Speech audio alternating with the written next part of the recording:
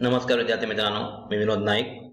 आपण पाहत आहोत इयत्ता 9वीचा विज्ञान, ज्याच्यामधील 16वा लेसन, ज्याचं नाव आहे अनुवंशिकता व परिवर्तन. विद्यार्थी मित्रांनो, याच्यापूर्वी 4 सेशन झालेले आहेत, ज्याच्यामध्ये आपण मेंडलचे एकसंकर व द्विसंकर यांच्याविषयी प्रयोग म्हणजे मोनोहायब्रिड आणि डायहायब्रिड रेशिओ यांच्याविषयी बघितलेला आहे. त्याच डायहायब्रिड रेशिओ विषयी थोडंसं जास्त प्रमाणात आपण ह्या सेशन मध्ये सुद्धा बोलणार आहोत. आणि त्याच्यानंतर जनुकांमध्ये काही बदल झाला किंवा जनुकांमध्ये काही डिफेक्ट निर्माण झाला तर कोणकोणत्या प्रकारचे आजार होतात, त्याच्यामध्ये आपण डाऊन सिंड्रोम वगैरे इतर आजारांविषयी याच्यामध्ये स्टडी करणार आहोत. त्याचप्रमाणे विद्यार्थी मित्रांनो, सिकल सेल याचा जो आजार आहे तो सिकल सेल आजार होतो कसा, कॅरियर म्हणजे काय असतं त्याच्याविषयी सुद्धा जाणून घेणार आहोत. विद्यार्थी मित्रांनो, अनुवंशिकता म्हणजे आपल्याला मी डेफिनेशन सांगितलेलं आहे, एका पिढीकडून दुसऱ्या पिढीकडे कॅरेक्टर ट्रान्सफर केले जातात, त्याला अनुवंशिकता असं म्हटलं जातं. ही अनुवंशिकता होत असताना कोणकोणत्या प्रकारचे बदल होतात आणि प्रभावी आणि अप्रभावी कॅरेक्टर कशी दाखवली जातात याच्याविषयी आपण जाणून घेत आहोत. चला तर मग पाहूया अनुवंशिकता व परिवर्तन याच्यामधील 5वा सेशन. इथे आपण प्रथम पाहूया की द्विसंकर जो केलेला आहे आपण, एकसंकर प्रयोगाच्या निष्कर्षावरून द्विसंकर प्रयोगाच्या F1 पिढीतील झाडांना पिवळे गोल वाटाणे येतील अशी मेंडेलची अपेक्षा होती. त्याचे अनुमानही बरोबर होते. या वाटाण्यांच्या झाडांची जनुकविधा capital Y small y capital R small r असली तरी स्वरूपविधा मात्र पिवळ्या गोल बिया येणाऱ्या झाडांप्रमाणे होती, कारण पिवळा रंग हा हिरव्यापेक्षा प्रभावी आहे. मग कारण इथे कॅपिटल Y दिसतोय, कॅपिटल Y नेहमी प्रभावी कॅरेक्टर आपला गुण दाखवणार, तो हिरवा रंग दाखवणार नाही. आणि गोल आकार का, तर कॅपिटल R दिसतोय आणि त्याच्यामुळे तिथे गोल आकार दिसत असतो. सुरकतलेल्या आकारापेक्षा प्रभावी होता कुठला, तर गोल आकार. द्विसंकर प्रयोगाच्या F1 पिढीतील झाडांना 2 लक्षणांच्या समावेशामुळे द्विसंकरच म्हणतात. म्हणजे ते 2 लक्षणं दिसत आहेत आणि त्याच्यामुळे त्याला म्हणजेच गोल आणि पिवळी, त्याचप्रमाणे सुरकुतलेली आणि हिरवी अशी गोल लक्षण दिसत असल्यामुळे त्याला द्विसंकरज असं म्हणतात. F1 पिढीतील झाडे 4 प्रकारची युग्मके तयार करतात, capital R capital Y, capital R small y, small r small y आणि स्मॉल r स्मॉल y. यापैकी कॅपिटल R कॅपिटल Y व स्मॉल r स्मॉल y ही युग्मके P1 युग्मकांप्रमाणेच आहेत. म्हणजे कॅपिटल R कॅपिटल Y म्हणजे काय, राऊंड शेप आणि yellow. Small r small y म्हणजे काय, तर रिंकल शेप म्हणजे सुरकुतलेली आणि ग्रीन बिया. अशा प्रकारे ती F1 जनरेशन मध्ये आपल्याला आढळतात. इथे बघा, F1 पिढीतील झाडांचे स्वफलन घडून येते म्हणजे स्वपरागण घडून येते तेव्हा दुसरी संतनीय पिढी म्हणजे त्याला F2 असं म्हणतात निर्माण होते. या पिढीतील संततीमध्ये लक्षणांचे संक्रमण कसे होते ते आपण बघितलेलंच आहे. आता वर जो तक्ता दिलेला आहे तो थोडक्यात सूत्र रूपाने कसे मांडता येईल ते बघूया आपण. त्याच्या कृतीच्या तक्ते हे जरी चौकटीत दिलेले आहे. 4 प्रकारे पुयुग्मक व 4 प्रकारे स्त्रीयुग्मक यांच्या संक्रमणातून ज्या 16 वेगवेगळ्या जोड्या तयार होतात त्या बुद्धिबळाच्या पटासारख्या चौकटी फलक आकृती आपल्याला दिसतात. या फलकाच्या शीर्षस्थानी पुयुग्मक असून कडेला स्त्रीयुग्मक आहे. दुसऱ्या संततीय पिढीच्या अभ्यासात आधारित निरीक्षण आपण आपल्या पुस्तकामध्ये पाहू शकतो आणि ती तक्त्याप्रमाणे आपल्याला करता येतील. आता बघूया आपण महत्वाचा पाठ म्हणजे अनुवंशिक विकृती म्हणजे जेनेटिक डिसऑर्डर. गुणसूत्रातील अपसामान्यतेमुळे किंवा जनुकातील उत्परिवर्तनामुळे, उत्परिवर्तन म्हणजे काय तर म्युटेशन, निर्माण झालेले आजार जे असतात त्यांना अनुवंशिक विकृती असं म्हणतात. लक्षात घ्या, विकृती म्हणजे डिसऑर्डर तयार होते. या विकृतीमध्ये गुणसूत्रांचे आधिक्य किंवा कमतरता, एक तर गुणसूत्र जास्त होतात, 46 असावी लागतात, त्याच्यामध्ये जास्त असू शकतात किंवा कमतरता सुद्धा असू शकते. गुणसूत्रांच्या एखाद्या भागाचा लोप किंवा त्याचे स्थानांतरण अशा स्थितीचा समावेश झाला तर जेनेटिक डिसऑर्डर म्हणजे अनुवंशिक विकृती निर्माण होते.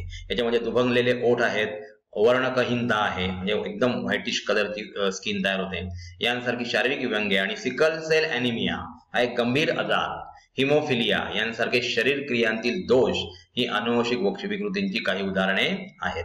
आता विद्यार्थी मित्रांनो, लक्षात घ्या की माणसामध्ये 46 गुणसूत्रांच्या 23 जोड्या असतात. गुणसूत्रांच्या जोड्यांचा आकार आणि आकारमान यात विविधता असते. आता या जोड्यांना अनुक्रमांक दिलेले आहेत. आता ह्याचं स्ट्रक्चर आपल्याला पुढल्या स्लाइडवर दिसणार आहे. गुणसूत्रांच्या 23 जोड्यांपैकी 22 जोड्या अलिंगी गुणसूत्रांच्या म्हणजे ह्याच्यामध्ये लैंगिक निश्चिती केली जात नाही, त्याच्यासाठी एक शेवटची जोडी असते, त्याला लिंग गुणसूत्रांची जोडी असं म्हणतात. आता स्त्रियांमध्ये 44 गुणसूत्र आणि 44 आणि XX आणि पुरुषांमध्ये 44 आणि XY अशा प्रकारची ही गुणसूत्र दाखवतात. योहान मेंडलने आपल्या प्रयोगात कारकांचे म्हणजे जनुकांचे 2 प्रकार सांगितलेले आहेत. त्यासाठी त्यांनी प्रभावी आणि अप्रभावी म्हणजे डॉमिनंट आणि रिसेसिव्ह अशा प्रकारचे शब्द वापरलेले आहेत. मानवी पेशीतील गुणसूत्रांची संख्या, त्यांचे लिंग सापेक्ष प्रकार, त्यावर असणाऱ्या जनुकांचे प्रकार प्रभावी किंवा अप्रभावी या बाबी विचारात घेतल्या तर अनुवंशिक विकृती कशा उद्भवतात, याचे संक्रमण कसे होते हे आपल्या लक्षात येईल. त्या अनुवंशिक विकृतीविषयी विद्यार्थी मित्रांनो आपण याच सेशन मध्ये पाहणार आहोत. आता इथे बघा मानवाच्या सामान्य गुणसूत्रांचा तक्ता आपल्याला दिलेला आहे. त्याच्यामध्ये आपल्याला 23 पेअर दाखवलेले आहेत. 23 पेअर स्त्रीमध्ये बघा शेवटची सारखी दिसते आपल्याला आणि 24वी पेअर ह्याच्यामध्ये एक्स आणि वाय गुणसूत्र असल्यामुळे ती एक मोठं आणि एक आखूड दिसते. तर अलिंगी गुणसूत्रे ही आपल्याला 22 पेअर मध्ये दिसत आहेत, 22 जोड्यांमध्ये दिसत आहेत. तर लिंग गुणसूत्रे आपल्याला 23वी पेअर आपल्याला दिसत आहे. म्हणजे किंवा म्हणजे काय टाकलेलं आहे, पुरुषांमध्ये आणि स्त्रियांमध्ये ही XX आणि XY च्या स्वरूपात असते. म्हणजे स्त्रीमध्ये XX आणि पुरुषामध्ये XY, ज्याचं एक दुसरं गुणसूत्र असते ते आखूड असतं. अशा प्रकारे ही गुणसूत्रांची रचना मानवी शरीरामध्ये असते. बघा गुणसूत्रांच्या अपसामान्यतेमुळे निर्माण होणाऱ्या विकृती. गुणसूत्रांच्या एकूण संख्येत बदल झाल्यास कोणकोणते दोष उद्भवतात ते आपण बघूया. अलिंगी गुणसूत्रांची संख्या कमी झाल्यास जन्मणारी संतती वांझ नसते. म्हणजेच गुणसूत्रांची संख्या कमी झाली तर वांध नसते. वांध म्हणजे पुढे त्याला संतती होऊ शकते. याउलट अर्भकाच्या एकूण गुणसूत्रांच्या संख्येत एखादी अलिंगी गुणसूत्राची जोडी वाढली तर जन्मणाऱ्या बालकात शारीरिक किंवा मानसिक दोष निर्माण होतात. मेंटली तो रिटायर्ड होऊ शकतो किंवा शरीरामध्ये सुद्धा दोष निर्माण होऊ शकतो जर गुणसूत्रांच्या संख्येत एखादी अलिंगी गुणसूत्रांची जोडी वाढली तर. आणि त्या अशा व्यक्तीचं आयुर्मान ही कमी होतं. म्हणजे त्याचं जगण्याची जी वर्ष आहेत ती कमी होतात. यातील काही विकृती आपण बघूया. डाऊन सिंड्रोम किंवा मंगोलिकता किंवा डाऊन संलक्षण याच्यामध्ये 46+1 21व्या गुणसूत्रांची त्रिसमसूत्री अवस्था होते. कितवं गुणसूत्र 21व, म्हणजे 46 पाहिजे 47 होतात. गुणसूत्रातील अपसामान्यतेमुळे उद्भवणारी डाऊन सिंड्रोम किंवा मंगोलिकता ही एक विकृती आहे, एक डिसऑर्डर आहे. ही विकृती मानवाच्या बाबतीत पहिल्यांदाच शोधलेली व वर्णन केलेली गुणसूत्रीय विकृती आहे. बघा ह्यांच्यामध्ये मानवामध्ये शोधलेली पहिली विकृती आहे. यात गुणसूत्रेमध्ये 47 गुणसूत्र दिसून येतात. म्हणजे 21वी जोडी जी आहे याच्या ट्रायसोमी म्हणजे एक गुणसूत्र वाढतो. तर अशा प्रकारे याला ट्रायसोमी 21 असंही म्हटलं जातं. कारण या विकृतीत अर्भकाच्या शरीरातील सर्व पेशींमध्ये 21व्या गुणसूत्राच्या जोडीमध्ये म्हणजे जेवढ्या पेशी असतील त्याच्यामध्ये 21व्या गुणसूत्राच्या जोडीबरोबर एक अधिकचे गुणसूत्र असते.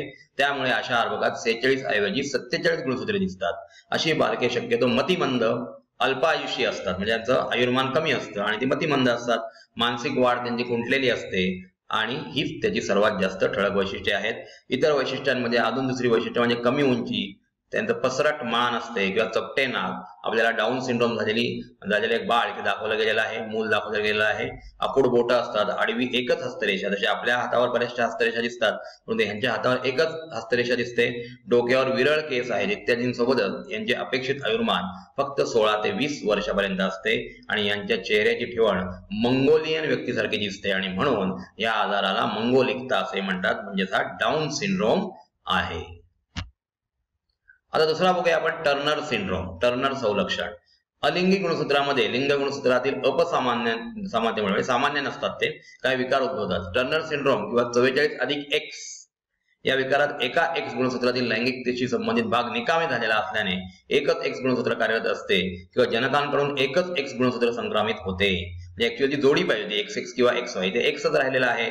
अशा स्त्रियांमध्ये 44+XX या स्थितीऐवजी 44+X अशी स्थिती असते. या स्त्रियांमध्ये प्रजनन इंद्रियांची वाढ होत नाही. म्हणजे प्रजनन जिथून होतं त्या इंद्रियांची वाढ होत नसल्यामुळे त्या प्रजनन करू शकत नाही किंवा ते प्रजननक्षम नसतात. हा टर्नर सिंड्रोम बाधित मुलाचा हात बघा, याच्यावरून ते लक्षण आपल्याला दिसू शकतं. तिसरा सिंड्रोम आहे क्लाइनफेल्टर सिंड्रोम. क्लाइनफेल्टर सिंड्रोम मध्ये 44+X, X आणि Y हा त्याच्यात जोडला गेलेला आहे. पुरुषांमध्ये लिंग गुणसूत्रातील अपसामान्यतेमुळे हा विकार उद्भवतो. यात पुरुषांमध्ये 44+XY अशी गुणसूत्रांची जोडी असायला पाहिजे होती, परंतु X गुणसूत्र अधिक असल्यामुळे गुणसूत्रांची एकूण संख्या 44+XY म्हणजे 47 अशी होते. ज्या पुरुषांमध्ये गुणसूत्रे अशा स्वरूपात असतात ते पुरुष अल्प विकसित असतात आणि मागे ज्याप्रमाणे आपण दाखवलं टर्नर सिंड्रोम त्याप्रमाणेच क्लाइनफेल्टर सिंड्रोम मध्ये सुद्धा हे पुरुष प्रजननक्षम नसतात. अशा प्रकारच्या विकृतीला क्लाइनफेल्टर सिंड्रोम असं म्हणतात. आपण ट्रान्सजेंडर जे बघतो ते अशा प्रकारे टर्नर किंवा क्लाइनफेल्टर सिंड्रोमचे शिकार असतात. आता राष्ट्रीय आरोग्य अभियानाअंतर्गत बघा, राष्ट्रीय ग्रामीण आरोग्य अभियान एप्रिल 2005 तर राष्ट्रीय शहरी आरोग्य अभियान 2013 पासून सुरू करण्यात आलं. ग्रामीण आणि शहरी भागातील आरोग्य व्यवस्थेचे बळकटीकरण करणे, विविध आजार तसेच रोग यांवर नियंत्रण मिळवणे म्हणजे कंट्रोल करणं, आरोग्यविषयक जनजागृती करणे व विविध योजनांच्या माध्यमातून रुग्णांना अर्थसहाय्य देणे ही या अभियानाची प्रमुख उद्दिष्ट आहेत. म्हणजे हे राष्ट्रीय आरोग्य अभियान 2005 साली शहरी भागामध्ये आणि ग्रामीण भागामध्ये 2005 साली, तर शहरी आरोग्य अभियान 2013 पासून सुरू केलेलं आहे. एक जनुकीय उत्परिवर्तनामुळे होणारे रोग. एक जनुकीय विकृती बघा. एखाद्या सामान्य जनुकामध्ये उत्परिवर्तन म्हणजे म्युटेशन होऊन त्याचे रूपांतर सदोष जनुकात होते. म्हणजे त्याचा जनुक सदोष म्हणजे दोष निर्माण होतो, जे विकार उद्भवतात. अशा प्रकारे त्यांना एक जनुकीय विकृती असे म्हणतात. या प्रकाराचे सुमारे 4000हून अधिक मानवी विकार माहीत झालेले आहेत. म्हणजे बघा विद्यार्थी मित्रांनो, संशोधन केल्यानंतर एक जनुकीय उत्परिवर्तनामुळे होणारे जे आजार आहेत त्याच्यामध्ये 4000हून अधिक मानवी विकार माहीत झालेले आहेत. सदोष जनुकांमुळे शरीरात जनुकांमार्फत होणारी उत्पादने तयार होत नाहीत किंवा अत्यल्प प्रमाणात तयार होतात.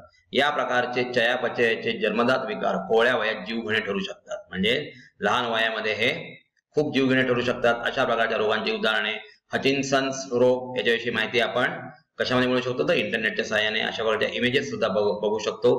टेसेक्स रोग, गॅरेक्टोसेमिया, फेनिलकीटोनमेह, सिकल सेल एनिमिया याच्याविषयी आपण जाणून घेणार आहोत. दातरपेशी पांडुरोग याला म्हटलं जातं. सिस्टिक फायब्रोसिस, कुटी तंतुभवन, वर्णकहीनता हा पण आजार आपण बघणार आहोत. हिमोफिलिया, रातांधळेपणा इत्यादी हे आजार होऊ शकतात. म्हणजे असे 4000हून अधिक मानवी विकार ह्याच्याबद्दल माहित झालेले आहेत. ते कोण आहे तर एक जनुकीय उत्परिवर्तनामुळे होणारे रोग. उत्परिवर्तन म्हणजेच म्युटेशन.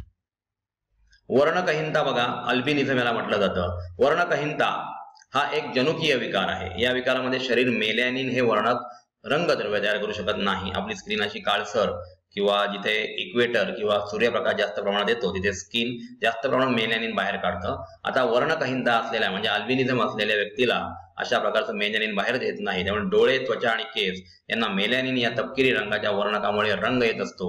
वर्णकहीन व्यक्तीची त्वचा निस्तेज आणि केस पांढरे असतात. डोळे सामान्यपणे गुलाबी दिसतात. बघा आपल्याला बाजूला ती इमेज दाखवलेली आहे.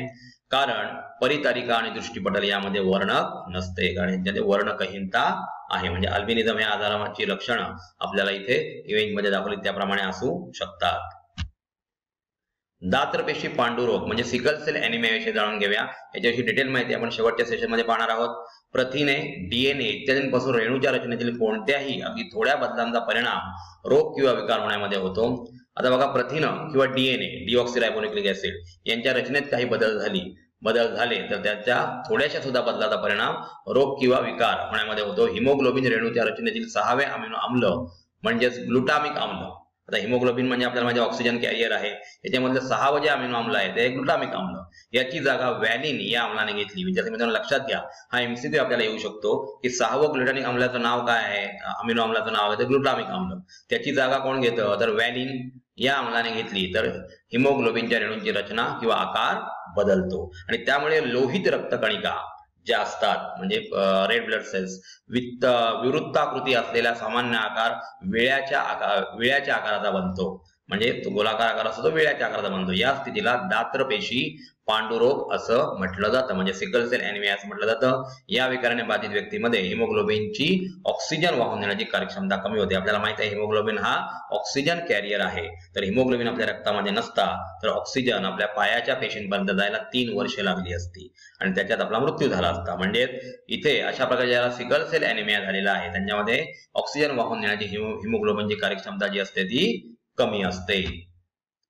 तर बघा, या स्थितीत अनेकदा लोहित रक्तकणिकांची गुठळी तयार होते.